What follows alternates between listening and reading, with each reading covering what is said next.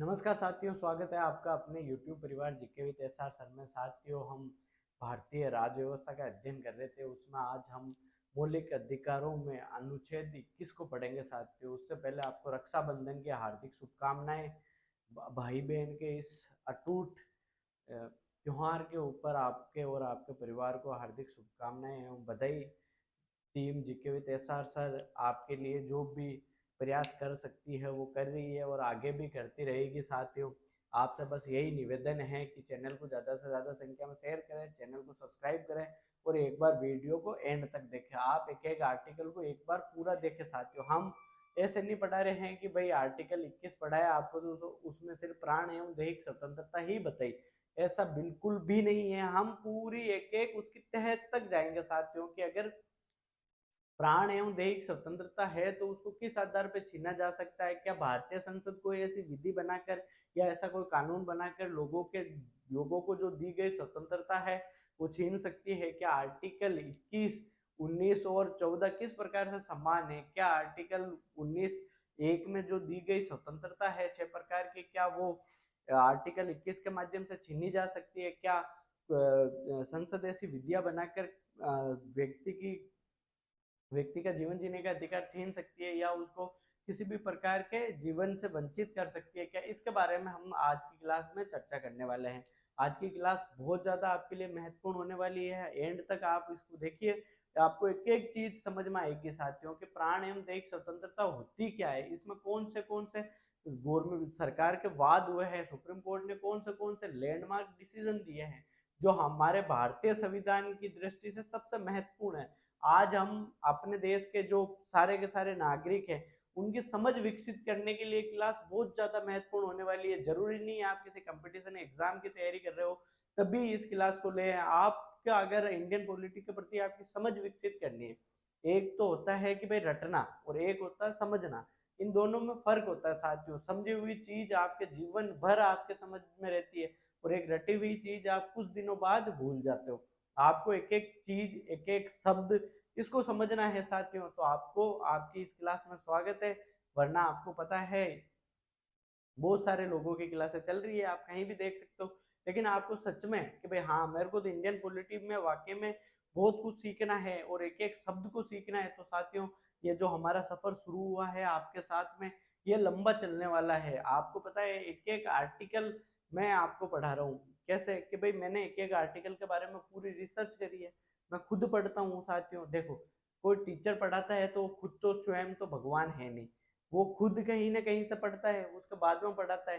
तो मेरा तरीका यह है कि जितनी मेहनत मैं करके और जितनी रिसर्च करके वो आपके लिए जो डाटा को आसानी से प्रस्तुत कर पा रहा हूँ, आर्टिकल को आपको समझा पा रहा हूँ, यही ही जिंदगी की आर्ट है। मतलब आपको समझना क्या है कि भाई अगर कोई भी वाद हुआ तो उसमें कौन से सुप्रीम कोर्ट ने निर्णय दिए कि उसके माध्यम से आपका जीवन जीने का जो अधिकार है वो बाधित नहीं होता है, उसमें आपकी बहुत सारी स्वतंत्रताएं शामिल है। तो हम देखते हैं क्या, सबसे पहले हेडिंग डालो आर्टिकल 21। आर्टिकल 21, आर्टिकल 21 में क्या है कि प्राण एवं दैहिक स्वतंत्रता। क्या है? प्राण एवं दैहिक स्वतंत्रता।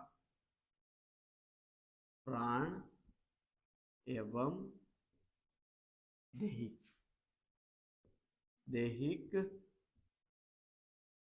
स्वतंत्रता।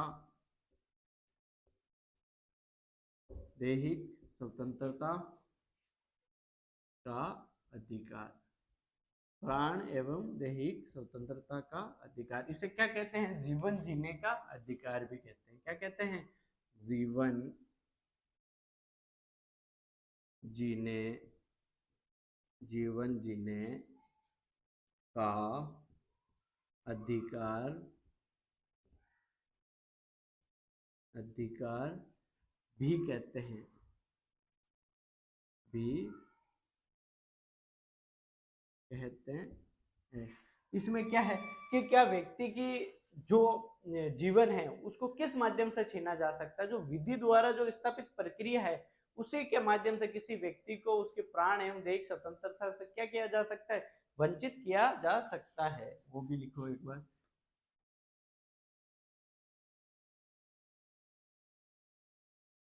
इसके अनुसार अनुसार किसी भी व्यक्ति को को विधि द्वारा स्थापित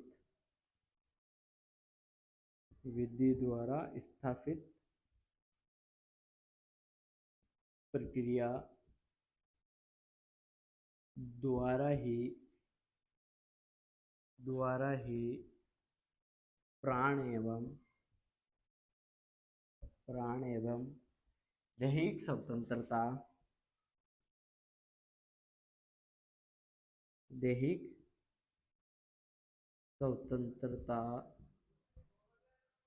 स्वतंत्रता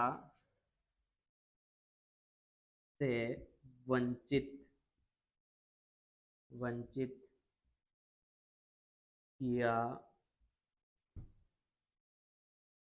जा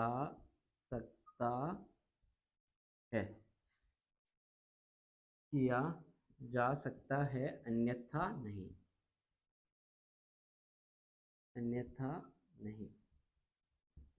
अब देखो साथियों कि भाई आप एक और तो बात करते हो कि आपको गरिमापूर्ण जीवन जीने का अधिकार है, आपको बोलने का अधिकार है, आपको संगठन बनाने का अधिकार है, आपको संघ बनाने का अधिकार है, आपको किसी भी कारोबार या वृत्ति करने का अधिकार है, आपको अपनी अभिव्यक्ति बोलना, ये सारी इसकी स्वतंत्रता है। उसके बाद में आप कहते हो कि भाई संसद अगर विधि बना के किसी भी प्रकार से आपके प्राण छीन सकती है। ये बात जब सुप्रीम कोर्ट के सामने गई तो उनके दिमाग में ऐसा लगा कि भाई फिर तो आर्टिकल 19 आर्टिकल 14 जिसमें विधि के समान संरक्षण देने की बात ही क्यों कही। भाई जब आर्टिकल 21 के तहत आपको प्राण लेने ही है व्यक्ति के, तो उसके बाद में इन चीजों की जरूरत क्यों पड़ी साथियों। तो सबसे बड़ी चीज क्या है कि क्या हुआ, एक वाद हुआ। सबसे पहले हम बात करेंगे एक मेनका गांधी बनाम भारत संघ। देखो इसका हम पहली स्वतंत्रता की बात करें तो इसमें है विदेश जाने का अधिकार। विदेश जाने का अधिकार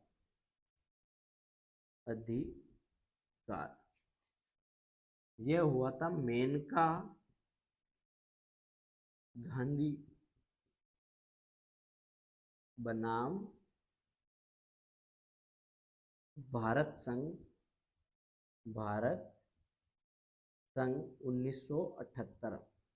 अब क्या हुआ साथियों, देखो मेनका गांधी जो कि आपको पता है संजय गांधी की वाइफ, संजय गांधी कौन थे, जो राजीव गांधी के भाई थे, उनकी वाइफ है मेनका गांधी, जो वर्तमान में बीजेपी की सांसद भी है साथियों साहित्य तक। उस समय क्या हुआ कि मेनका गांधी की एक पत्रिका चला करती थी, उसमें किसी नेताओं की किन्हीं की तस्वीरें छापी गई थी। उसके माध्यम से क्या करा कि भाई मेनका गांधी के ऊपर केस दायर कर दिया, और उसके बाद में जब मेनका गांधी के ऊपर केस दायर कर दिया और उसी बीच में उनके कोई काम आ गया तो उन्हें विदेश जाना था, तो उनके ऊपर रोक लगा दी कि आप भाई देश से बाहर नहीं जा सकते। अब ये जब मेनका गांधी ने कहा कि भाई मेरे को तो स्वतंत्रता है, आर्टिकल 19 में दी गई है कि मेरे को विदेश जाने का अधिकार है, तो जब ये बात सुप्रीम कोर्ट में गई और जब उनको पता चला कि भाई ऐसे तो आप सरकार को बोला, आप तो इस विधि द्वारा स्थापित प्रक्रिया का नाम लेकर आप तो किसी भी व्यक्ति को जीवन जीने का अधिकार छीन सकते हो, या किसी भी व्यक्ति का आप उनकी निजी लाइफ में एंट्री कर सकते हो। देखो साथियों, जब तक उत्तर प्रदेश के एक मुख्यमंत्री हुआ करते थे कलराज मिश्र, कलराज मिश्र या कल्याण सिंह हुआ करते थे साथियों, कल्याण सिंह जो कि राजस्थान के राज्यपाल भी रहे हुए। कल्याण सिंह को उस समय के एक वहां के कोई बाहुबली थे या जो गैंगस्टर थे, उन्होंने उनके मारने की सुपारी ले ली थी साथियों। अब उसको पकड़ पाना पुलिस के लिए बहुत ज्यादा सरदर्द का काम हो गया था। जब ये उनके ऊपर पुलिस को जब लगा कि भाई इसको पकड़ पाना मुश्किल है, तब उस समय फोन टेपिंग जैसी लोकेशन ट्रेस वाली ये सारी चीजें अस्तित्व में थी ही नहीं। लेकिन क्या हुआ, फिर उसको उस समय जरूरत पड़ी। तो आपको पता है आवश्यकता ही आविष्कार की जननी है। जब उन लोगों को लगा कि भाई इस गैंगस्टर का फोन टेप करना पड़ेगा, तो पुलिस ने क्या करा, उसका फोन टेप करा, उसकी लोकेशन ट्रेस करी और उसे मारा। अब देखो क्या किसी के फ़ोन टेप किया जा सकता है? क्या किसी की लोकेशन ट्रेस की जा सकती है? क्या उनकी कोई पर्सनल बातें नहीं हो सकती? अब आप बताओ कि भई आप बातें कर रहे हो, ऐसे तो सरकार हर किसी व्यक्ति को अपराधी बताकर या हर किसी भी नागरिक का फ़ोन टेप पे लगा सकती है। ऐसे तो आपको लगे कि भई जैसे बीजेपी गवर्नमेंट अभी वर्तमान में शासन में है, तो क्या करे कि वो राहुल गांधी या बाकी जो भी विपक्षी नेता है, उनके फ़ोन टेप करवा करवा लेगी। क्या पता भई वो सरकार गिराने का षड्यंत्र कर रहे हैं। या और उन पर कोई आरोप लगा दे कि भाई ये देश विरोधी गतिविधियों में शामिल है या ये अशांति फैला रहे हैं देश में, तो आपको नहीं लगता कि हमारे देश में फिर तो जीवन जीने का जो निजता की जो स्वतंत्रता है वो तो सारी समाप्ति होगी। भाई इसकी मूल वजह क्या है कि भाई ये विधि द्वारा स्थापित प्रक्रिया है। देखो आर्टिकल 21 है ना साथियों, वो पूरा का पूरा एक ही शब्द पर टिका हुआ है, विधि द्वारा स्थापित प्रक्रिया। ये विधि द्वारा स्थापित प्रक्रिया कौन से देश से ली गई? ये जापान से ली गई है साथियों, ये बात आपको ध्यान रखना। लेकिन अब जब ये सारी चीजें हो रही तो अब तो सरकार अपने हित में फैसले करवाने के लिए कुछ कुछ भी कर सकती है। इसका मतलब तो अब सुप्रीम कोर्ट ने जब ये चीज देखी और जब उनको सुप्रीम कोर्ट ने अपना माथा पकड़ा, सुप्रीम कोर्ट ने बोला ये क्या हुआ, फिर तो मतलब ही नहीं है मूल अधिकारों का, ये भले ही कितना भी करो। उसके बाद में जब सुप्रीम कोर्ट को एक चीज समझ में आई तो उन्होंने केंद्र सरकार से कहा कि भाई ऐसे तो आप किसी भी व्यक्ति को अपने जीवन से वंचित कर सकते हो। तो सरकार का तर्क था कि नहीं, हम जिस व्यक्ति ने कोई अपराध किया है, जिसके ऊपर संदेह है, जिसके ऊपर हमें लगता है कि ये कोई अपराध कर सकता है, तो तभी हम उसके किसी के फोन टेपिंग पे डालते हैं या उसकी लोकेशन ट्रेस करते हैं या उसको विदेश जाने से रोकते हैं। तो आपके मन में ये सवाल आ रहा होगा साथियों कि ऐसे तो फिर ये विजय माल्या या नीरव मोदी, ये जो भगोड़े हैं हमारे देश के, ये बाहर भाग गए हैं, तो फिर इनको बाहर जाने से रोका क्यों नहीं गया? देखो साथियों, जब सरकार सुप्रीम कोर्ट को कन्विंस कर लेती है कि हाँ ये पूर्णतः अपराधी है, ये हमारे देश के लिए खतरा है, तो सुप्रीम कोर्ट उनको फोन टेपिंग की इजाजत देती है, किसी भी नागरिक को विदेश जाने से रोकती है। ये सारा काम फिर किसके ऊपर चला गया? सुप्रीम कोर्ट पे। मतलब सुप्रीम कोर्ट ये डिफाइन करेगी कि कौन सा अधिकार व्यक्तियों को है और कौन सा नहीं है। मतलब हमारे देश में जो वर्तमान में जो सुप्रीम कोर्ट है, उसने जो संसद है उसके ऊपर नकेल कस दी एक प्रकार से। ऐसा संसद तो आपको पता है थोड़े दिनों पहले पेगासस का जो मामला उठा था, वो पेगासस था क्या असली में? वो उन लोगों के फोन के डाटा की जानकारी चुराने वाला सॉफ्टवेयर था। वो जानकारी तो उन्होंने चुरा ली। भाई अगर वो जानकारी चुरा रहे हैं तभी तो हमारे वो नेताओं की निजता का उल्लंघन हो रहा है, बाकी निजता का उल्लंघन कैसे हो रहा है? उसके माध्यम से उनकी जानकारी जुटाई जा रही है, उसके बाद में उनको चुनावों में फायदा लेना था कि भाई इनके कहाँ से क्या फंड आ रहे हैं या इनकी क्या रणनीति रहेगी, ये सारी चीजें चलती है। तो इसके बीच में हमारे देश में जो सबसे बड़ा डिसीजन आता है वो आता है सुप्रीम कोर्ट का। सुप्रीम कोर्ट ये डिफाइन करती है कि संसद कौन सी प्रक्रिया के माध्यम से किन किन लोगों के फोन टेप कर सकती है, क्या अपराधियों के कर सकती है, क्या आम जनता के कर सकती है। देखो अगर संसद को ऐसा, तो सभी के ऊपर संदेह होने लगेगा। भाई अगर संसद सभी के ऊपर संदेह करके उनके फोन टेपिंग करने लगी, उसकी लोकेशन ट्रेस करने लगी, फिर तो हमारे देश में स्वतंत्रता का मायना ही क्या रहा? आर्टिकल 14 जो सब विधि के समान संरक्षण देता है उसका क्या फायदा रहा? आर्टिकल 19 में जो इतने प्रकार की हमें स्वतंत्रता दी गई है, चाहे बोलने की दी गई है, चाहे संघ बनाने की दी गई है, चाहे कहीं भी देश में घूमने की आज़ादी दी गई है, कहीं तो बसने की आज़ादी दी गई है, या कुछ भी कारोबार वृत्ति ये करने के अधिकार दिया गया है, तो इसका मतलब ही क्या रह गया फिर तो? ये अगर आपको ये सारी चीजें समाप्ति करनी है या किसी वजह से आपको ये लेनी है, तो फिर मतलब क्या रहा साथियों? तो ये हमारे देश में मेन जो हुआ था विदेश जाने का अधिकार, मेनका गांधी बनाम भारत संघ। तो साफ सुप्रीम कोर्ट ने इसमें फैसला दिया है कि जब तक आप हमें कन्विंस नहीं करोगे कि ये वाकई में सही है, जब तक आप किसी भी व्यक्ति की स्वतंत्रता को आप ये कहकर नकार नहीं सकते या उसे मना नहीं कर सकते कि ये अपराधी है या इस पर संदेह किया जा सकता है, आपके पास में पर्याप्त एविडेंस होनी चाहिए, आप ये साबित कर सको कि हाँ ये व्यक्ति हमारे देश के लिए खतरा उत्पन्न कर सकता है, या ये भाग सकता है, या ये वहीं रह सकता है विदेश जाके, क्योंकि इसके ऊपर आरोप लगे हैं। तो ये कन्वेंस किसको करना है? सरकार को करना है। और किसको करना है? सुप्रीम कोर्ट को करना है। साथियों एक बार ये लिखो जल्दी से, इसके बाद में हम और सारी इसमें बहुत सारे वाद आएंगे। अभी तो इसमें शिक्षा का अधिकार ही आएगा, जीवन जीने का अधिकार आएगा, स्वच्छ पर्यावरण का अधिकार आएगा, चिकित्सा पाने का अधिकार आएगा, खाद्य सामग्री प्राप्त करने का अधिकार आएगा। मतलब बहुत सारे ऐसे अधिकार है जो आएंगे और उसको एक एक को हम पढ़ेंगे। जैसे अभी विदेश जाने के अधिकार को हमने मेनका गांधी बनाम में भारत संघ में 1978 में पढ़ा, तो हम शिक्षा के अधिकार को भी पढ़ेंगे, हम चिकित्सा के अधिकार को भी पढ़ेंगे। हम एक एक चीज को साथियों यहाँ पर समझते हुए चलेंगे। आप किसी भी किताब को उठा के देखना या आप किसी भी अपने नोट्सों को उठा के देख लेना और जो मैं यहाँ पढ़ा रहा हूँ आप उसको मिला लेना साथियों। बस इतना आप एक बार करके जरूर देखना और मेरे कहने से एक बार आप पूरी क्लास को अच्छे से देखो और समझो। एक बार ये लिख लो आप, उसके बाद में आपको समझ में आएगा कि इंडियन पॉलिटी वाकई में है क्या। आपकी खुद की आपके जीवन में जो इज्जत बढ़ेगी ना साथियों, वो सोचोगे हाँ यार अपने पास में इतने सारे अधिकार है हमें पता ही नहीं है। आप कई जगह आप सोचते हो कि नहीं नहीं यार ये हमारे साथ में क्या हो। ये सारी चीजें आपको जब आप इंडियन पॉलिटी का जब आप मौलिक अधिकारों का अध्ययन कर लोगे साथियों, देखो इंडियन पॉलिटी में मूल अधिकार जो मौलिक अधिकार है अपने ये ही सबसे महत्वपूर्ण है। बाकी इंडियन पॉलिटी में कुछ भी नहीं है साथियों। एक एक लाइन के अनुच्छेद है सारे। एक एक दिन में राष्ट्रपति खत्म होगा और ज्यादा से ज्यादा उनकी शक्तियां ये सारी चीजें होगी। आप सोच रहे हो सर आप तो मूल अधिकारों में इतना टाइम ले रहे हो। साथियों देखो अगर जीवन में आपको इंडियन पॉलिटी दोबारा नहीं पढ़नी है और आपको एक बार में आपको सारा कॉन्सेप्ट क्लियर हो तो आपको एक एक अनुच्छेद की एक एक क्लास 30 40 मिनट की वो आपको पढ़नी ही पड़ेगी साथियों। अगर आप नहीं पढ़ पाते हो तो आपको शायद ये क्लास लेने की आवश्यकता नहीं है। जो बहुत सारे लोग जो एमसीक्यू करवा रहे हैं वो पढ़ सकते हो। जल्दी से लिखो इसको।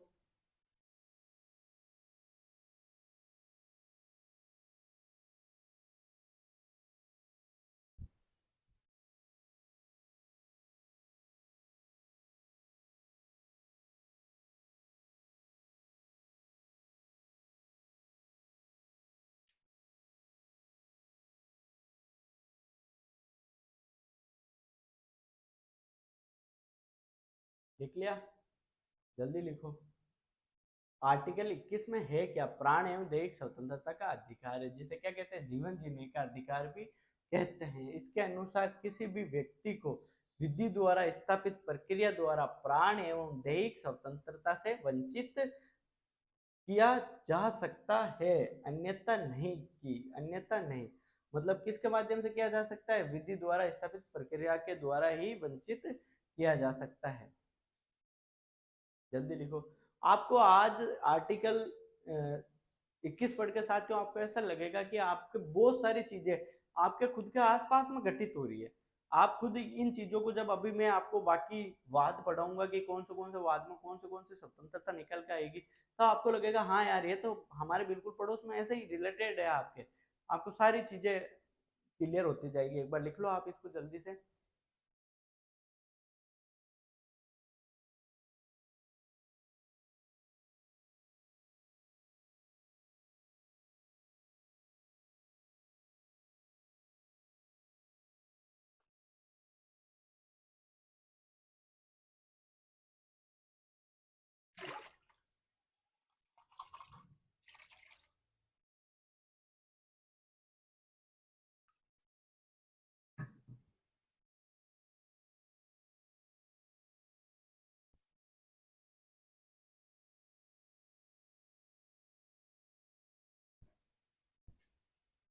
लिख लिया?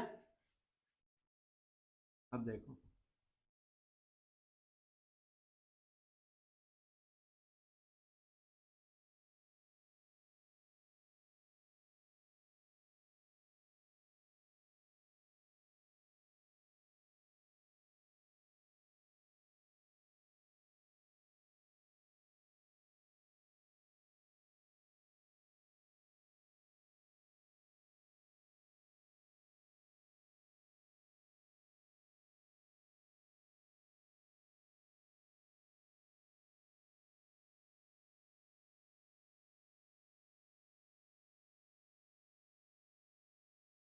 एक लाइन और लिख लो साथियों इसमें। विधि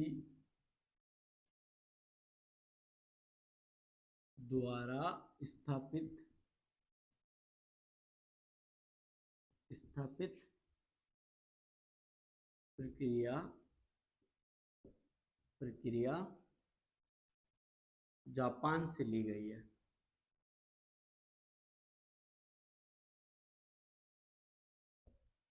जापान से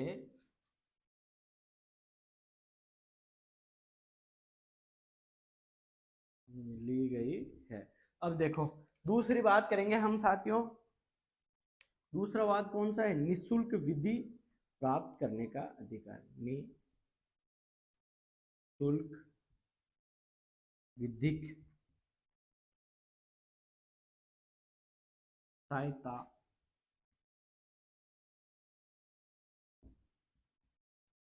प्राप्त करने का अधिकार। करने का अधिकार। अब देखो हमारा देश में साथियों क्या होता है कि कोई भी व्यक्ति है जिसके ऊपर कोई भी मुकदमा चल रहा है, कोई भी आपराधिक उसने वृत्ति करी है, या मतलब कोई भी उसने कानून का उल्लंघन करा, चाहे उसने कितना भी हीनियस क्राइम करा हो, चाहे उसने कितने भी बड़े कांड को अंजाम दिया है साथियों, उसको क्या है? निशुल्क विधिक सहायता प्राप्त करने का अधिकार है। मतलब सरकार उसको सरकारी वकील प्रोवाइड करवाएगी ही करवाएगी। कैसे?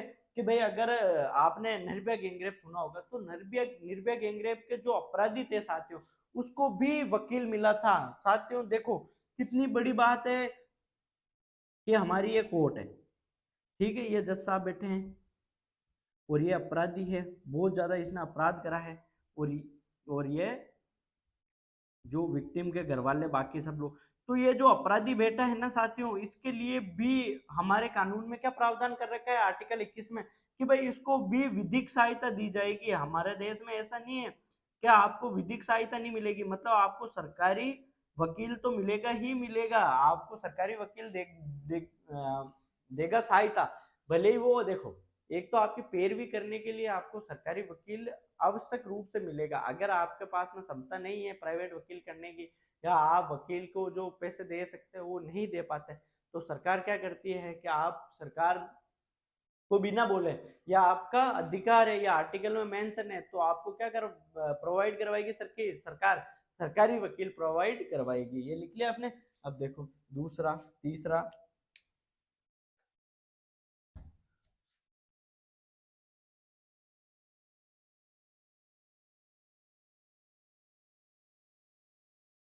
तीसरा है कार्यस्थल पर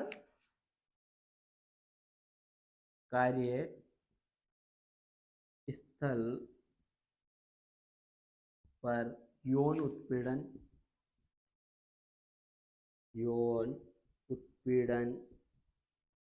से संरक्षण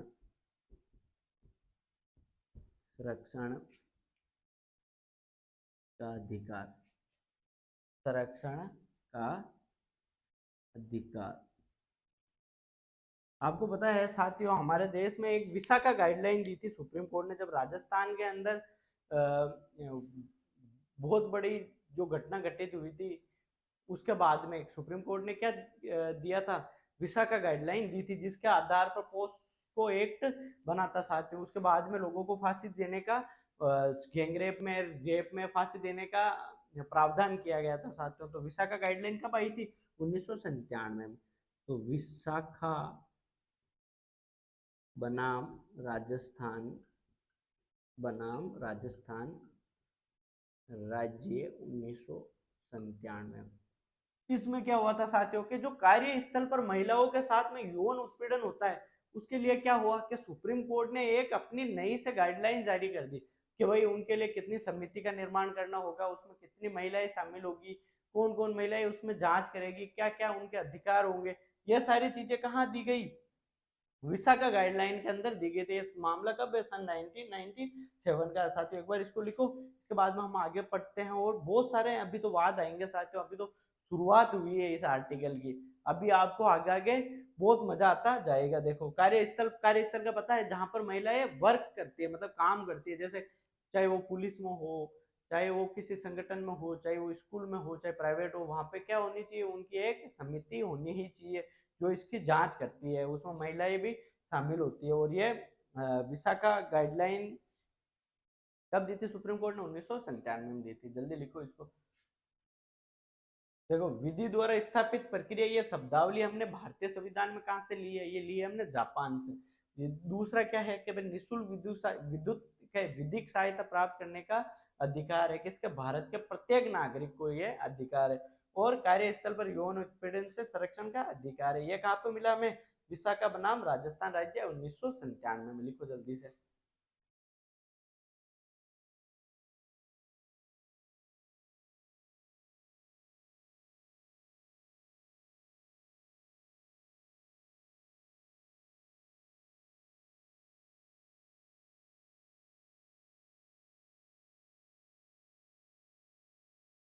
लिख लिया?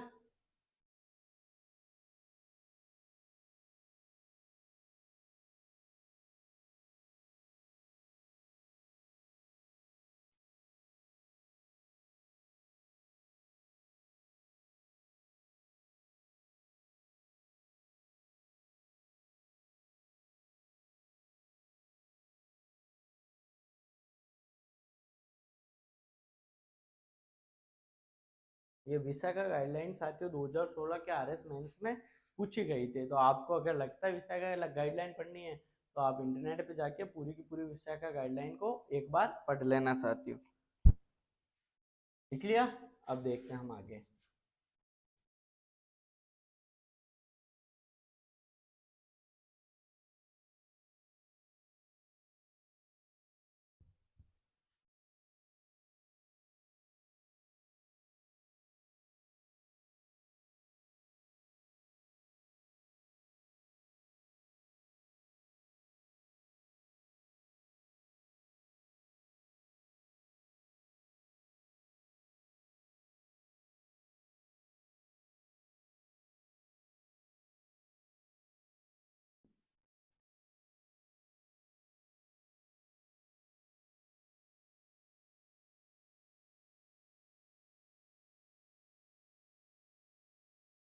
अब देखो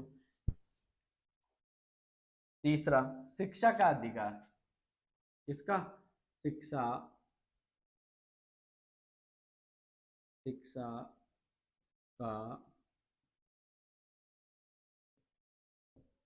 अधिकार। ये देखो ये प्रचलित वाद हुआ था साथियों मोहिनी मोहिनी जैन, मोहिनी जैन बनाम कर्नाटक राज्य, कर्नाटक राज्य। ये एक प्रचलित वाद हुआ था साथियों। कब हुआ था? ये 1992 के अंदर हुआ था। इसमें क्या हुआ कि हमें व्यक्ति को कि भाई शिक्षा देने का अधिकार, शिक्षा प्राप्त करने का अधिकार, ये मूल अधिकार बनाया गया। अब ये किसको देना है कि भाई प्रत्येक नागरिक को मूल अधिकार मिलना ही है कि उसको शिक्षा देने का अधिकार, शिक्षा दिलाने का अधिकार किसका? सरकार का है। आपको पता है, आपको सरकार चाहे खाद्य सामग्री दो चाहे चिकित्सा दो, ये सरकार का मूल, जो हमारे मूल अधिकारों में दी गई बात है, यह नागरिकों को अधिकार प्राप्त है, यह स्वतंत्रता का अधिकार है और यह सरकार का कर्तव्य है कि उनको ये सारी चीजें प्रोवाइड करवानी ही करवानी है। यह जो शिक्षा का अधिकार है साथियों, ये मोहिनी जैन बनाम कर्नाटक राज्य 1992 के अंदर सुप्रीम कोर्ट ने फैसला दिया था। जिसके बाद में क्या हुआ था आपको पता है? इसके बाद में 21A जोड़ा गया। क्या जोड़ा गया? 21A आर्टिकल जोड़ा गया इसके अंदर, और उसके अंदर क्या रखा गया है? निःशुल्क शिक्षा का अधिकार। क्या दिया गया है? निःशुल्क शिक्षा का अधिकार। शिक्षा का अधिकार ये किस में दिया गया था अभी जो अगला आर्टिकल पढ़ेंगे हम 21A, ये किसके माध्यम से निकल कर आया है कि भाई सरकार को अलग से आर्टिकल जोड़ना पड़ा। कहां से कहां तक? 6 से 14 वर्ष तक के बच्चों को क्या देनी है? सरकार को निःशुल्क शिक्षा देनी है। क्या देनी है? निःशुल्क शिक्षा देनी है। और ये किसके माध्यम से जोड़ा गया था? 86 वे कॉन्स्टिट्यूशनल अमेंडमेंट, संविधान संशोधन 2002 के माध्यम से इसको जोड़ा गया था। किसके माध्यम से? 2002 के माध्यम से। ध्यान देना है, अगर आपका बेटा या आपका बेटी या मतलब आपके दोनों बेटा बेटी बच्चे अगर वो 6 साल के हो गए हैं या, तो ध्यान रखना आपको साथियों, 6 साल के होने के बाद में आप सुप्रीम कोर्ट में जा सकते हो। आप कह सकते हो सुप्रीम कोर्ट में जाके, ये मेरा बच्चा खड़ा, आपने इसके शिक्षा के लिए क्या व्यवस्था करी है, आपने इसकी शिक्षा के लिए क्या प्रबंध करा है साथियों, आपको मूल अधिकार है, आप कहाँ जा सकते हो। इसके बाद में आपको पता नहीं है, ये 3 अनुच्छेदों में इसमें जिसने परिवर्तन करा है, अनुच्छेद जो डीपीएसपी दिया गया है किसमें? देखो डीपीएसपी मतलब राज्य के नीति निदेशक तत्व, तो डीपीएसपी हो गया एक। डीपीएसपी का अनुच्छेद कौन सा था? 45 में दिया हुआ था। उसके बाद में देखो ये आर्टिकल 21 हो ही गया, आर्टिकल 21। और हमारा जो 51 है जो मौलिक कर्तव्य है साथियों, इसका लास्ट हुआ जो मौलिक कर्तव्य है उसके अंदर जो 11वां, उसके अंदर क्या जोड़ा गया है कि जो माता पिता है, जो उनका कर्तव्य है कि अपने बच्चों को क्या दिलानी है? 6 से 14 वर्ष के बच्चों को निःशुल्क शिक्षा प्राप्त शिक्षा दिलवानी ही है। ये हमारे कौन से अनुच्छेद में है?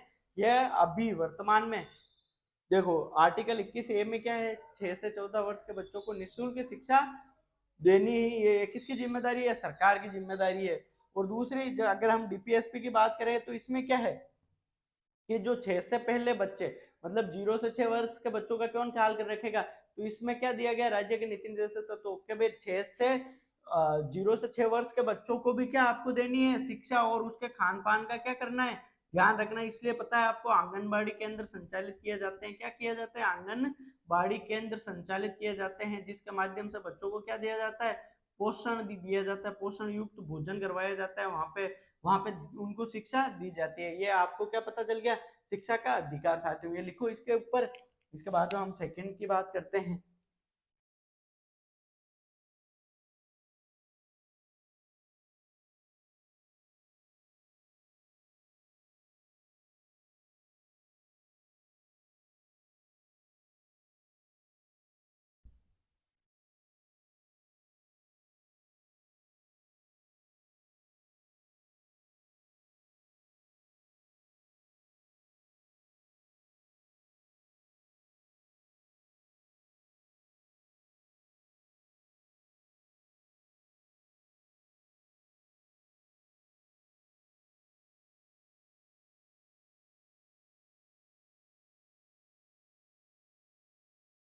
और कौन सी चीजें हैं इसमें साथियों, देखो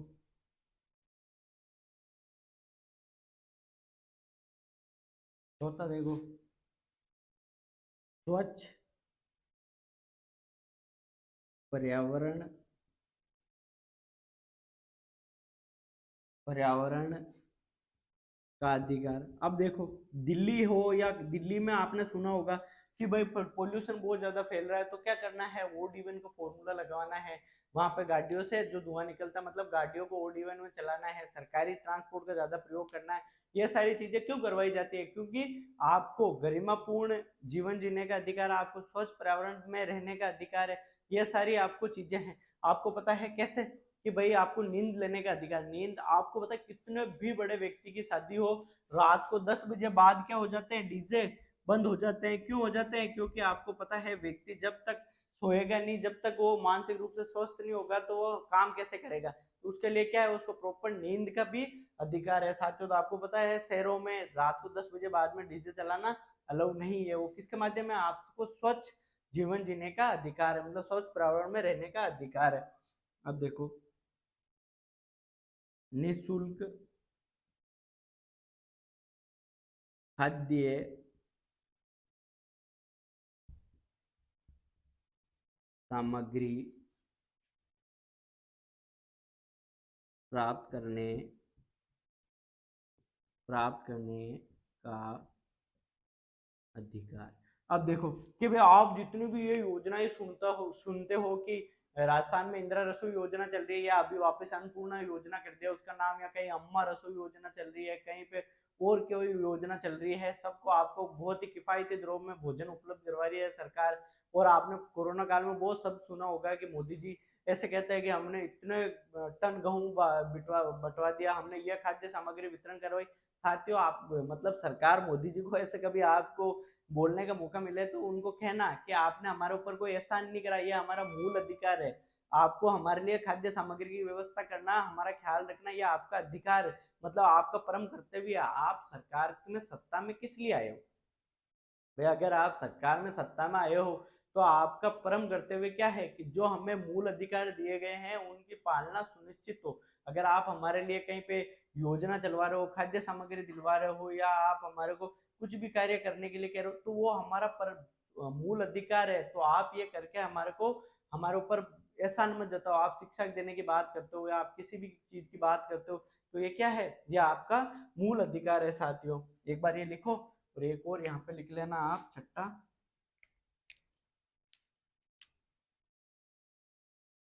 निःशुल्क चिकित्सा, निःशुल्क चिकित्सा प्राप्त करने का अधिकार। अब देखो मोदी जी कहते हैं कि हमने इतने हेल्थ कार्ड बना दिए, हमने आयुष्मान योजना चला दी, राजस्थान में चिरंजीवी योजना चलती थी, अभी उसका वापस कोई नाम चेंज कर दिया होगा। तो ये सोचो कि ये सारी योजनाएं किस लिए चल रही है। फ्री में आपको चिकित्सा दी जा रही है, फ्री में आपको दवाई दी जा रही है, हॉस्पिटल, सरकारी हॉस्पिटल में आपको फ्री में देखा जा रहा है। तो ये क्या है? ये जो बोलते हैं कि हमने इतने लोगों का फ्री में इलाज करवाया, इतने लाख का उनको बीमा दिया है, स्वास्थ्य बीमा। तो ये क्या है? हमारा मूल अधिकार है, आर्टिकल 21 के तहत। एक बार ये चारों लिखो। अब देखो साथियों, इसमें बहुत सारे ऐसे वाद है, ऐसे हम उनको थोड़ा थोड़ा तो ये हम लिख लेते हैं, बाकी देखो साथियों आपको पढ़ना ही पड़ेगा। लिखो इनको जल्दी से।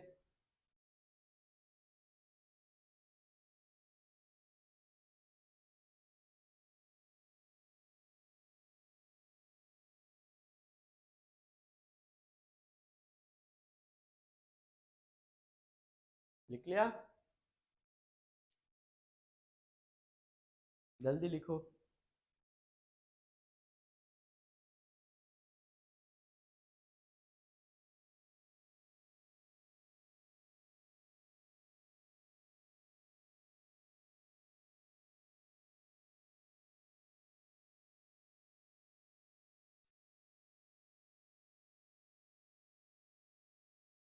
लिखो साथियों, जल्दी लिखो।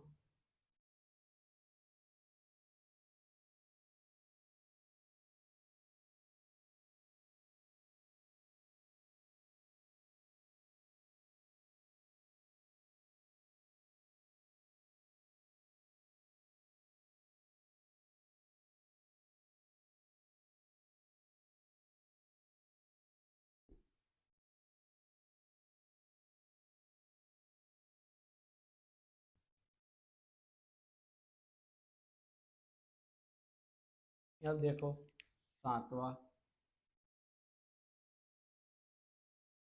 आश्रय प्राप्त करने का अधिकार, प्राप्त करने का अधिकार। आपको पता है बहुत सारी सरकारें ऐसे बोलती है हमने इतनी सराय बना दी है, हमने इतने आश्रय स्थल बना दिए जहां पर लोगों की रुकने की व्यवस्था की जाती है। आश्रय स्थल मतलब साथियों, आपने कहीं सराय वराई आपने शब्द सुना होगा, जहाँ पे मतलब लोगों की ठहरने की व्यवस्था की जाती है वो। अब देखो, आठवां, सोने का अधिकार। अभी मैंने आपको बताया था, सोने का अधिकार के व्यक्ति को सोने का क्या है? अधिकार है। मतलब उसको आप नींद लेने से वंचित नहीं कर सकते हो। गरिमापूर्ण मृत्यु का अधिकार।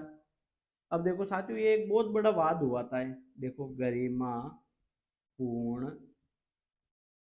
मृत्यु का अधिकार, गरिमापूर्ण मृत्यु का अधिकार। ये गरिमापूर्ण मृत्यु का अधिकार क्या है साथियों? आपको पता है, जो जैन धर्म है वो जब जैन धर्म के जो अनुयायी होते हैं वो लास्ट में क्या करते हैं? अपना अन्न ग्रहण छोड़ देते हैं, मतलब भोजन त्याग देते हैं, और वो कहते हैं हम ईश्वर की शरण में जा रहे हैं। क्या आपको ऐसा करने का अधिकार है साथियों? इसके बारे में लंबी बहस चली है सुप्रीम कोर्ट के अंदर कि भाई कोई भी व्यक्ति अपनी स्व इच्छा से आप प्राण त्याग सकते हो साथियों? बिल्कुल आप अपनी स्व इच्छा से प्राण नहीं त्याग सकते हो। आपको आत्महत्या करने का कोई भी अधिकार नहीं है। ये साफ साफ हमारे देश के अंदर, संविधान के अंदर प्रावधान किया गया है। आपको जीवन जीने का अधिकार तो है, लेकिन आपको मरने का अधिकार नहीं है साथियों। जब तक राज्य नहीं चाहिए, अगर आपको कोई गंभीर बीमारी से आप पीड़ित हो, माना कि आप बहुत ज्यादा, आप खुद उस चीज से दुखी हो, या आप मतलब वो असहनीय बीमारी है, तो आप कम से कम 5 डॉक्टरों की टीम द्वारा आपके उसके ऊपर रिसर्च की जाती है, उसके बाद में रिपोर्ट बनाई जाती है, उसके बाद में आपको मरने का अधिकार। अगर आप सोचो कि भाई आप ऐसे ही लोग आत्महत्या करने लग जाएंगे तो ये लीगल हो जाएगा, ये बिल्कुल इलीगल है। आपको मरने का अधिकार नहीं है, आपको गरिमापूर्ण जीवन जीने का अधिकार है। आपको गरिमापूर्ण, अगर आप मृत्यु प्राप्त करना चाहते हो तो गरिमापूर्ण मृत्यु कैसी है कि आपने मतलब प्राकृतिक रूप से, आपकी नेचुरल रूप से डेथ हुई, आप खुद मरने का प्रयत्न नहीं कर सकते। इसलिए जैन धर्म के जो अनुयायी है वो अन्न ग्रहण त्यागते हैं। तो उसके ऊपर अभी वर्तमान में भी बहस चल रही है, वो अभी देखते हैं उसके ऊपर क्या आता है। देखो, फांसी फांसी के विरुद्ध विरुद्ध अधिकार। सार्वजनिक फांसी, ऐसे लिखो, सार्वजनिक सार्वजनिक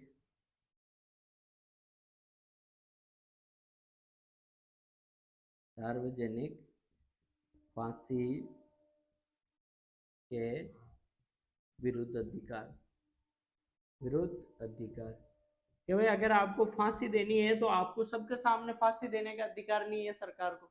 अगर फांसी देनी है, आपकी मृत्यु निश्चित है, लेकिन आपको अकेले में काल कोठरी में वहां पर मृत्यु आपको दी जा सकती है फांसी, लेकिन सबके सामने सामूहिक रूप से आपको सब लोगों को बुलाकर आपको फांसी नहीं दी जा सकती है। लिखो 4-5, इसके बाद में 4-5 और लिखते हैं साथियों।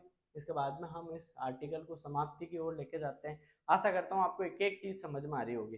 जल्दी लिखो इसको।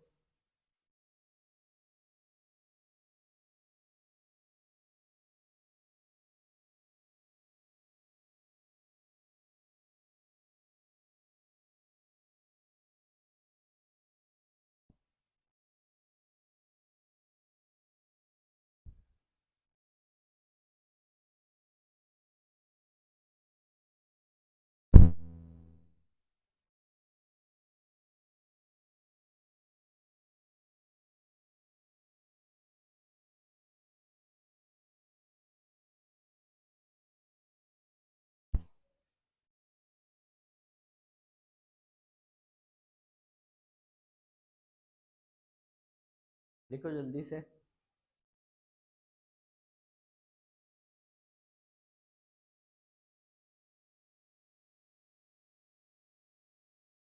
लिख लिया?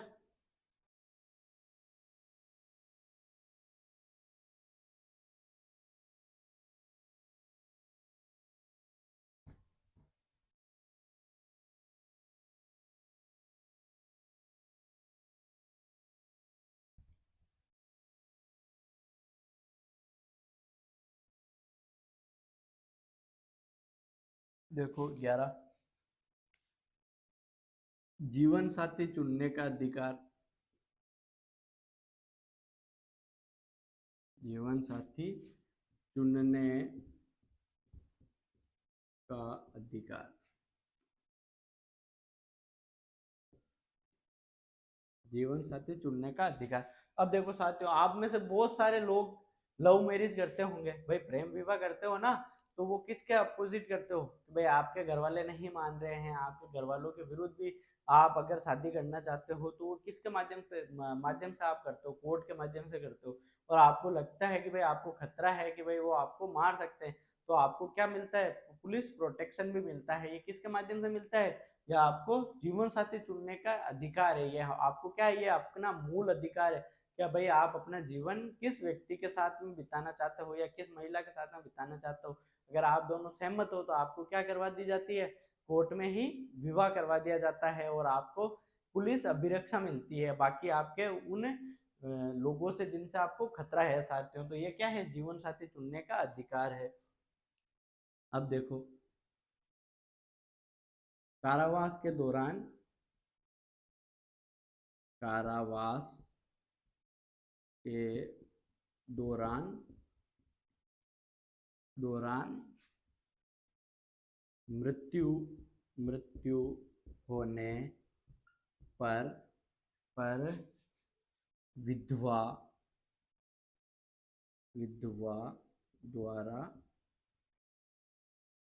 भत्ते की मांग। अगर किसी भी महिला के पति की पुलिस क्या कारावास के दौरान उसकी मृत्यु हो जाती है तो क्या उसको क्या कर सकती है? उसकी विधवा पत्नी भत्ते की मांग कर सकती है। किससे? सरकार से। क्या कर सकती है? भत्ते की मांग करने का अधिकार। अधिकार। 13, त्वरित त्वरित न्याय का अधिकार। अब देखो इसकी क्या कहानी है? त्वरित न्याय का अधिकार। हमारे देश में पता है साथियों, जितने भी ये अपराधी है, या आपने देखा होगा कि भाई कितना भी इसने अपराध करा, संकीर्ण अपराध करा, वो कुछ महीनों बाद में जेल से बाहर आ जाता है। कितनी भी बड़ी सजा हुई हो उसको या सजा नहीं हुई उससे पहले वो अपराधी जमानत पे बेल पे कैसे आ सकता है। साथियों आज तक हमारे देश में 90% लोगों को अगर जमानत मिलती है तो इसके आधार पर मिलती है त्वरित न्याय के आधार पर। जो वकील होता है साथियों किस माध्यम से आपकी जमानत करवाता है कि आपके पास में देखो न्यायालय के पास में अभी वर्तमान में इतना समय नहीं है कि वो सारे लोगों की दलीलें पक्ष सुन सकें। तो उसके पास में जब समय होगा तब वो सुनता है। तो आपको पता है ये तारीख पे तारीख दिए जाते हैं तो उससे क्या होता है न्याय डिले होता है। और जो व्यक्ति जेल में बैठा है उसका क्या है जीवन जीने का अधिकार है, उसको त्वरित न्याय पाने का अधिकार है। जब उसको न्याय मिल ही नहीं रहा है तो आप किस आधार पर उसको पकड़ के रख सकते हो। भाई आपको पता है लालू यादव और ये चारा घोटाले में कब इनको ऊपर आरोप लगे थे 1992 थी उस समय के मतलब बहुत पुराने आरोप लगे थे और उनको सजा बूढ़े हुए तब हुए वो हुई है उनके जवान। तो साथियों ये क्या है और वो बेल पे आराम से बाहर घूम रहे। किसी ने मर्डर भी किया है साथियों तो 3-4 महीने के अंदर जमानत लेके बाहर आ जाता है। इसका और वो जमानत किस आधार पे लाता है त्वरित न्याय का अधिकार के आधार पे लाता है। लिखो इसको जल्दी से एक बार, इसके बाद में देखते हैं हम और जल्दी लिखो।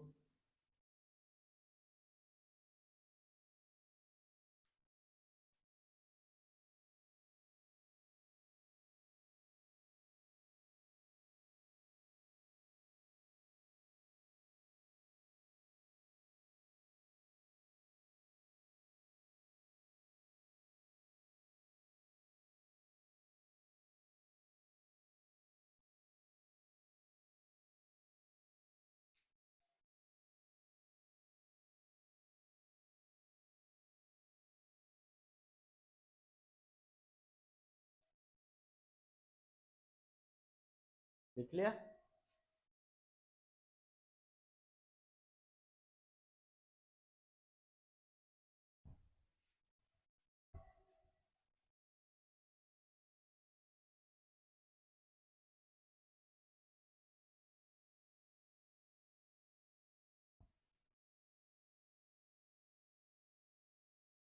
और कौन से अधिकार है साथियों अब इनको देखो। इंटरनेट का अधिकार कितना 14 तक लिख लिया ना हमने। 15 इंटरनेट का अधिकार अधिकार पानी बिजली का अधिकार पानी बिजली बिजली का अधिकार हथकड़ी लगाने के विरुद्ध अधिकार। हथकड़ी नहीं लगा सकती पुलिस आपकी सार्वजनिक स्तर पर हथकड़ी लगाने के विरुद्ध विरुद्ध अधिकार विरुद्ध अधिकार। ये लिखो साथियों बहुत है ये तो। इसके बाद में हम देखते आर्टिकल 21 ए पढ़ते हैं साथियों। देखो जल्दी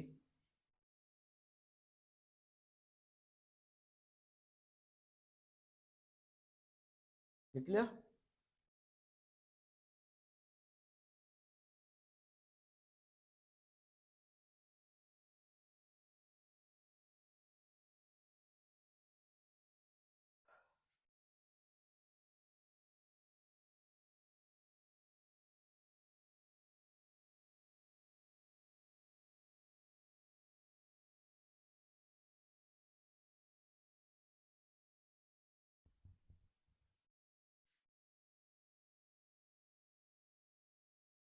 अब हम पढ़ेंगे साथियों आर्टिकल 21 ए।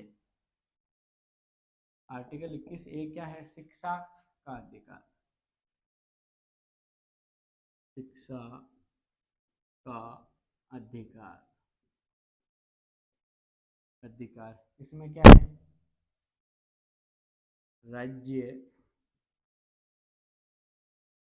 6 से 14 वर्ष तक के बच्चों बच्चों के लिए निःशुल्क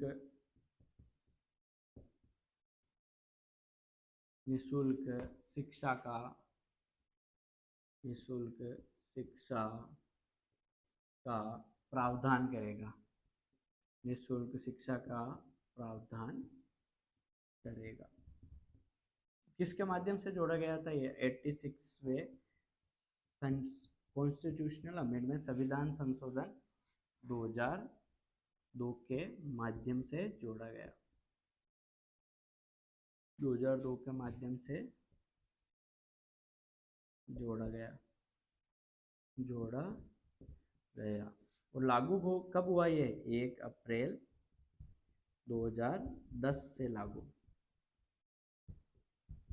इसको समझ लिया था साथियों हमने कि भाई आर्टिकल 21A में क्या है? शिक्षा का अधिकार है। राज्य 6 से 14 वर्ष तक के सभी बच्चों के लिए क्या करेगा? निःशुल्क शिक्षा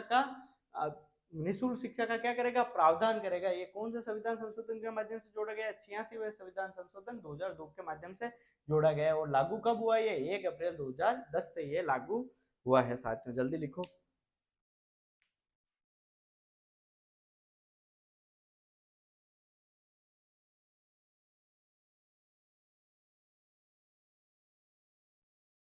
ठीक है साथियों, आज की क्लास में बस इतना ही। एक बार फिर से आपको रक्षाबंधन की हार्दिक शुभकामनाएं। बड़ों का सम्मान करें, छोटों को प्यार दे, अपना व्यक्तित्व इस प्रकार से विकसित करें साथियों कि महिलाएं आपके साथ में सुरक्षित महसूस करें। जय हिंद साथियों।